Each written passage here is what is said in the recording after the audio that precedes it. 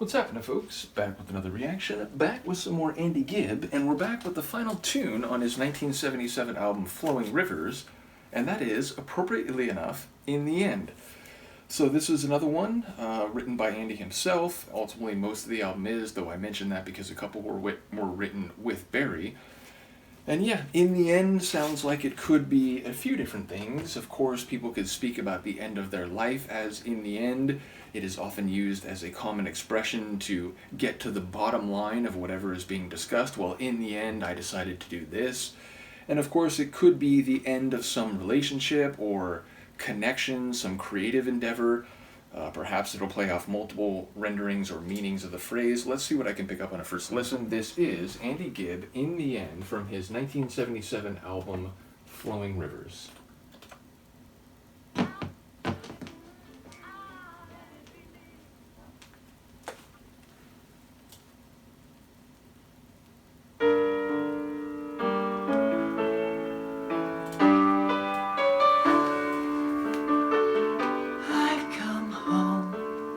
I've been away too long,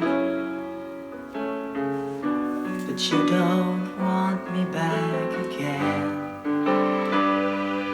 And I tried in the end. I can say you made me very sad. The point of love is not to lie. Points denied in the end. In the end. How can you tell me you don't want me?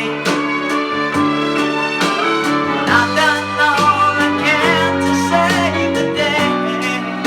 Suppose I made a way. In the end.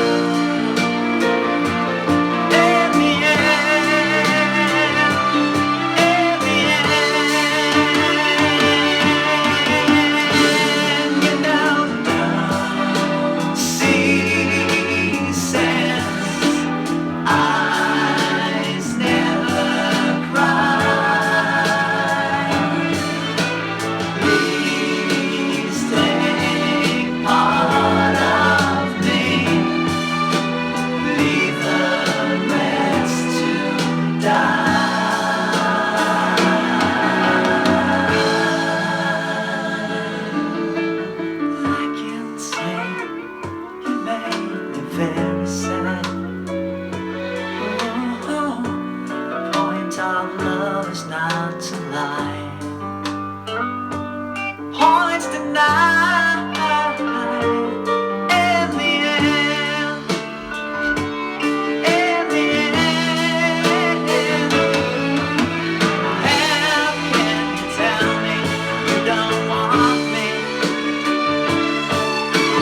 I've done all I can to save the day. Suppose I made the way. In the end. In the end. How can you tell me you don't want me? But I've done all I can to save the day. Suppose I made the way. In the end. In the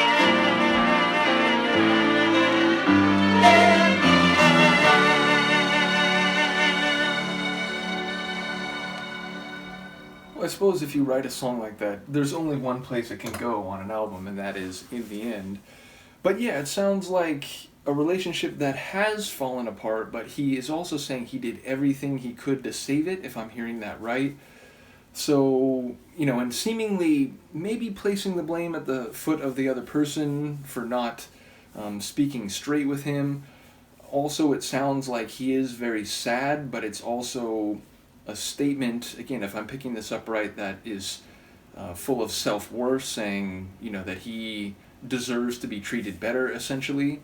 So yeah, I enjoyed the vocal performance. Maybe not the most incredible or the most significant that I've heard from him over the course of the album. But definitely there were those extensions with the vibratos, and the whole tune really swelled sonically when the first chorus rolled in and the percussion dropped. So I like the way it unfolded, and then of course it sort of peters out at the end.